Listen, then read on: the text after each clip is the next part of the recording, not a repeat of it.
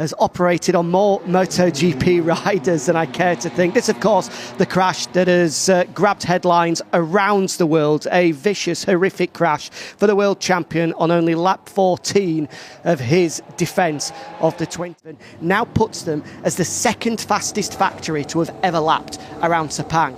That right there tells the story. Yamaha, it's not a question of when they're going to arrive. I think we can safely say they're there. They're ready to fight, maybe not for a world championship, because as we'll look later on, still Ducati and that dream team of Bagnaia and Marquez have got a little bit over everyone else when we go into race trim, but over one lap, they're ready to compete now. And that is 6 days, of course. I have to say it's been also a very positive break-in with Pramac, because there is a whole new structure which is working close to the, let's say, monster team, and there is also a whole new structure in the back, which is supporting the two teams. So I think overall for us it's been very productive.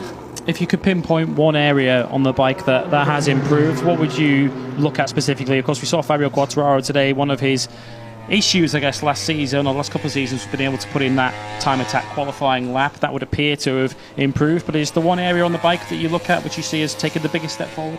Yeah, it's pretty evident from the numbers that the time attack has been improved. This was one of the issues last year, but I would say also talking with the riders, we have done multiple things which they have all contributed to help to close this gap.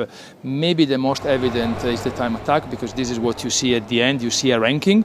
This is not a qualifying session. This is not a race. We are pretty happy about the consistency, and we are pretty happy about the way over those days we have put the pieces together.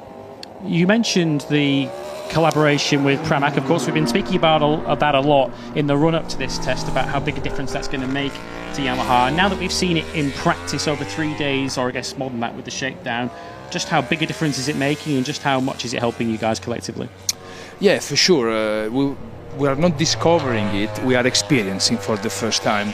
The target was very clear, was to have a second factory team, and we got, I think, the best factory team, which was second factory team which was available out there.